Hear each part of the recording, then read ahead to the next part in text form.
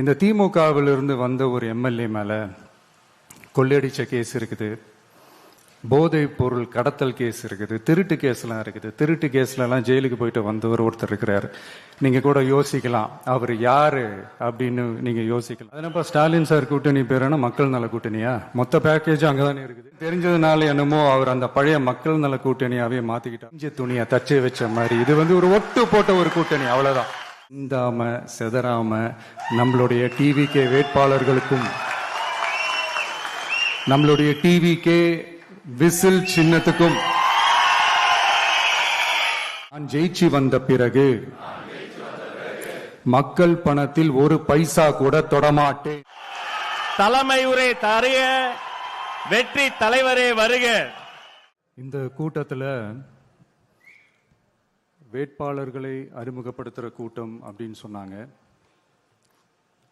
ஆனால் என்னை பொறுத்த வரைக்கும் இது நம்ம மக்களுக்கான காப்பாளர்களை அறிமுகப்படுத்துகிற ஒரு கூட்டம்.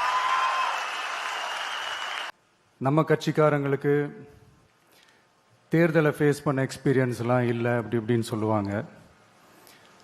நம்மளுடைய வேட்பாளர்கள் எல்லாருமே ரொம்ப சாதாரணமான குடும்பத்திலிருந்து வந்திருக்கிறாங்க.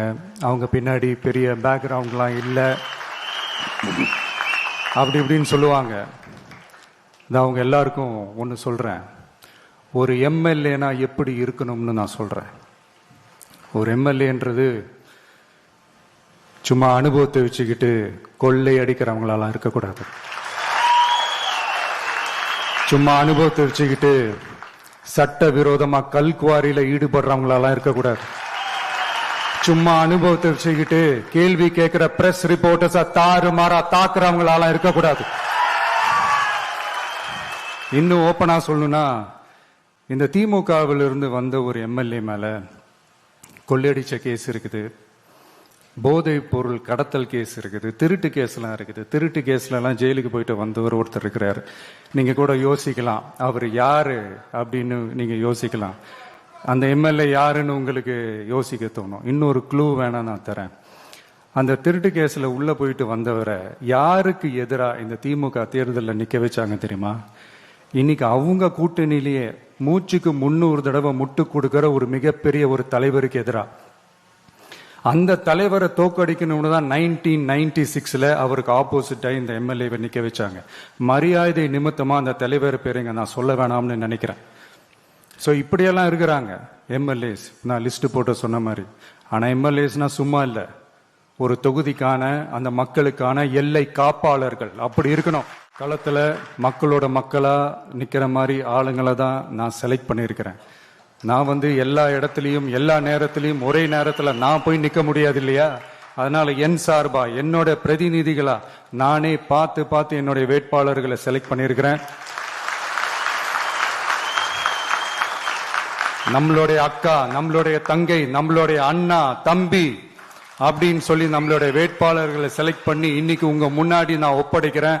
மக்களே, அவங்கள எம்எல்ஏ ஆக்க வேண்டியது உங்களுடைய பொறுப்பு. கட்சி ஆரம்பிச்சு கிட்டத்தட்ட ஒரு 3 வருஷத்துக்கு மேல ஆச்சு. இன்னமும் ஒரு கூச்சல் சத்தம் அடங்கின மாதிரியே எனக்கு தெரியல. விஜய்க்கெல்லாம் என்னப்பா செல்வாக்கு இருக்குது, கூட்டத்தை வச்சு சொல்றீங்களா? அதெல்லாம் வேடிக்கை பார்க்க வர்ற கூட்டம்ப்பா. கூட்டம் வந்துட்டா உடனே ஒரு பெரிய ஆளா? கூட்டம் ஓட்டா மாறிடுமா, ஓட்டு சீட்டா மாறிடுமா, அதெல்லாம் எப்படி மாறும்? அதெல்லாம் மாறாது. இப்படி வன்மத்தில் கேள்வி கேட்கிறவங்களுக்கு நான் ஒண்ணு சொல்றேன். இந்த தேர்தல் எல்லாரும் சொல்ற மாதிரி தேர்தல்லாம் கிடையாது. இது இருமுனை போட்டி மட்டும்தான். மக்கள் கூட்டணியான நமக்கும் ஸ்டாலின் சார் கூட்டணிக்கும் மட்டும்தான் இந்த தேர்தல். அதனப்ப ஸ்டாலின் சார் கூட்டணி பேருனா மக்கள் நல கூட்டணியா? மொத்த பேக்கேஜ் அங்கதானே இருக்குது. ரிசல்ட் என்ன தெரிஞ்சதுனால என்னமோ அவர் அந்த பழைய மக்கள் நல கூட்டணியாவே மாத்திக்கிட்டாரோ என்னமோ எனக்கு தெரியல. உடஞ்ச கிளாஸை ஒட்ட வச்ச மாதிரி, கிழிஞ்ச துணியை தச்சை வச்ச மாதிரி இது ஒரு ஒட்டு போட்ட ஒரு கூட்டணி, அவ்வளவுதான். அதனால நீங்க ஆல்ரெடி டிசைட் பண்ணி வச்சிருக்கிற மாதிரி உங்களுடைய ஓட்டை சிந்தாம செதறாம நம்மளுடைய டிவிகே வேட்பாளர்களுக்கும்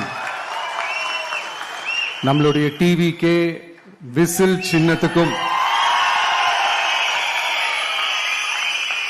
தயவு செஞ்சு ஓட்டு போட்டு. இப்ப நம்மளுடைய வேட்பாளர்கள் எல்லாரும் நான் சொல்றதை கொஞ்சம் ரிப்பீட் பண்ணுங்க. மக்களுக்காக, மக்கள் பணிக்காக மட்டுமே நான் இந்த தேர்தலில் போட்டியிடுகிறேன். நான் ஜெயிச்சு வந்த பிறகு மக்கள் பணத்தில் ஒரு பைசா கூட தொடமாட்டேன்.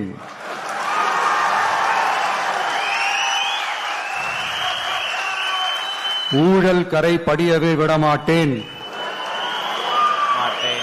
பெண்கள் பாதுகாப்பை உறுதிப்படுத்துவேன்.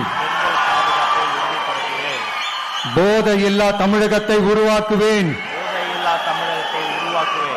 சட்டம் ஒழுங்கை சரி செய்ய துணை நிற்பேன். ஒரு நாளும் மக்கள் விரோத செயலில் ஈடுபட மாட்டேன்.